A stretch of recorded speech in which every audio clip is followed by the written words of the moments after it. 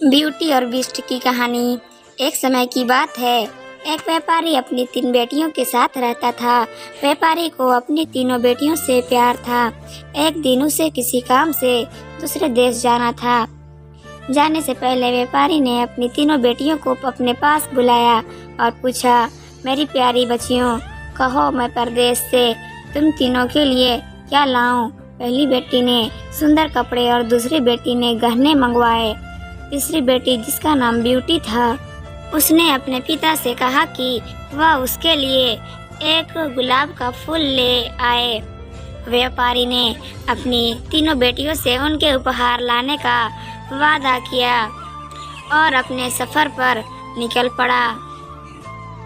अपना काम खत्म करके व्यापारी जब अपने घर की ओर चला तो वह तूफान में फंस गया और रास्ते से भटक गया। बहुत कोशिशों के बाद भी वह अपने घर का रास्ता ना ढूंढ सका। तब तक तो अंधेरा भी हो चुका था। तभी अचानक उसकी नज़र एक रोशनी पर पड़ी जो दूर एक महल से आ रही थी। व्यापारी ने सोचा, शायद महल में उसे रात बिताने की जगह मिल जाए, इसलिए वह उस तरफ चल पड़ा। जब व्यापारी महल में पहुंचा तो महल में कोई भी नहीं था। उसने हर तरफ देखा लेकिन उसे महल में कोई नहीं मिला। आश्चर्य की बात थी कि खाने की मेज पर कई प्रकार के स्वादिष्ट व्यंजन रखे हुए थे, परंतु उन्हें खाने वाला कोई नहीं दिख रहा था। भोजन को देख व्यापारी की भूख और बढ़ गई थी, इसलिए उसने भरपेट खाना खाया और एक कमरे में मुलायम गद्दों पे सो गया। सुबह व्यापारी ने जब महल के बगीचे में सुंदर गुलाब खिले देखे तो उसे ब्यूटी से किया हुआ वादा याद आ गया। उसने एक फूल तोड़ा और घर की ओर जाने लगा। तभी वहाँ एक भयानक जीव प्रकट हुआ और बोला, मैंने तुम्हें अपना भोजन खाने दिया, अपने मुलायम गद्दों पर सोने दिया और तुम मेरे ही बगीचे से गुलाब तोड़ रहे हो। तुम्हें इसकी सज़ा भुगतनी होगी। व्यापारी बहुत डर गया था। कांपते हुए बोला, मुझे माफ़ कर दो, मुझे मत मारो। यह गुलाब मैंने अपने लिए नहीं तोड़ा, अपनी बेटी के लिए तोड़ा था। मैंने अपनी बेटी से वादा किया था कि मैं उसके लिए गुलाब का फूल लाऊंगा। यह सुनते ही राक्षस ने व्यापारी से कहा कि वह एक शर्त पर उसे छोड़ेगा। उसे अपनी बेटी को महल में भेजना होगा। डरा और घबराया हुआ व्यापारी अपनी बेटी को भेजने का वादा कर वहां से चला गया। घर पहुंचकर व्यापारी ने अपनी बेटियों को सारी बात बताई और ब्यूटी से माफ़ी मांगते हुए कहा, अपनी जान बचाने के लिए मुझे उस समय कुछ समझ नहीं आया और मैं राक्षस से यह वादा कर आया। मुझे माफ़ कर दो ब्यूटी, अपने स्वार्थी पिता को माफ़ कर दो। ब्यूटी ने अपने पिता के गले लगते हुए तसल्ली दी, आप बिल्कुल परेशान ना हो पिताजी, मैं आपका क्या हुआ वादा ज़रूर निभाऊंगी। ब्यूटी जब महल पहुंची तो बहुत घबराई हुई थी। राक्षस का भयानक चेहरा देखकर वह बहुत डर गई, लेकिन राक्षस ने उसका खुले दिल से स्वागत किया। राक्षस ने उसे रहने के लिए अपने महल का सबसे अच्छा कमरा दिया और जब ब्यूटी आग के सामने बैठकर कढ़ाई करती तब राक्षस उसके पास घंटों तक बैठा रहता और उसे निहारता रहता। धीरे धीरे दोनों को एक दूसरे का साथ अच्छा लगने लगा और वे अच्छे दोस्त बन गए।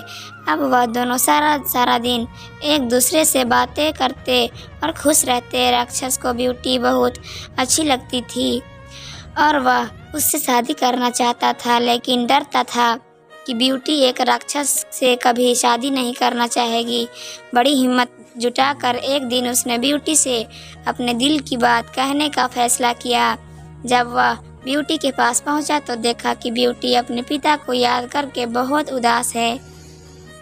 उससे ब्यूटी की उदासी देखी नहीं गई और उसने ब्यूटी को एक जादुई शीशा दिया जिससे वह अपने पिता को देख सके। ब्यूटी बहुत खुश हुई, लेकिन जब उसने अपने पिता को देखा तो वह बहुत बीमार थे।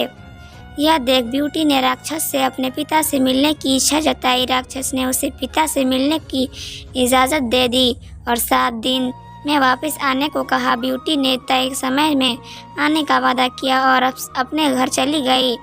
ब्यूटी को सामने देख व्यापारी खुश हो गया और जैसे जैसे उसे पता चला कि राक्षस देखने में भले ही क्रूर हो लेकिन वह दिल का बहुत ही नेक और दयालु है। व्यापारी की सेहत और सुधरती गई। वे परिवार से मिलने की खुशी में 7 दिन कब निकल गए ब्यूटी को पता ही नहीं चला। एक दिन ब्यूटी ने सपना देखा कि राक्षस की हालत बहुत खराब है और जल्दी ही मरने वाला है। अगले ही दिन वह महल वापस आ गई और उसने पाया कि राक्षस बगीचे में बेहोश पड़ा हुआ था, जैसे वह मर चुका हो। ब्यूटी उसे देखते ही रो पड़ी, तुम मुझे छोड़कर मत जाओ, मैं तुमसे बहुत प्यार करती हूँ और तुमसे शादी भी करना चाहती हूँ। मैं अपनी सारी जिंदगी तुम्हारे साथ बिताना चाहती हूँ। जैसे ही ब्यूटी ने यह शब्द कहे और एक रोशनी ने राक्षस को ढक लिया और जब रोशनी गायब हुई तो भयानक और क्रूर दिखने वाला राक्षस एक खूबसूरत राजकुमार में बदल चुका था। राजकुमार ने बताया कि एक दुष्ट जादूगरनी ने उसे एक राक्षस बना दिया था। सच्चे प्यार से ही उस जादू को तोड़ा जा सकता था। बहुत समय से राजकुमार उस लड़की को ढूंढ रहा था जो उससे उस रूप में प्यार करे जिससे सब डरते थे, जो उसकी सूरत से नहीं बल्कि उसके गुणों को चाहे। आखिरकार राजकुमार को उसका सच्चा प्यार मिल गया और वह बहुत खुश था। जल्द ही ब्यूटी और राजकुमार की शादी हो गई और वह अपनी गुलाबों सी सूरत दुनिया में हंसी खुशी रहने लगे। शिक्षा, इस कहानी से हमें यह शिक्षा मिलती है कि हमें किसी की सूरत को देखकर उसकी सीरत का अंदाज़ा नहीं लगाना चाहिए। इंसान का बाहरी रूप सिर्फ दिखावा है, उसका साफ दिल, उसके गुण देखकर इंसान से प्यार किया जाता है। तो दोस्तों, इस कहानी से आपको क्या सीख मिली और ये कहानी आपको कैसी लगी? अगर अच्छी लगी हो तो कमेंट बॉक्स में ज़रूर लिखना। और दोस्तों, मेरी पूरी कहानी सुनने और देखने के लिए धन्यवाद दोस्तों। फिर मिलते हैं अगली कहानी में। बाय।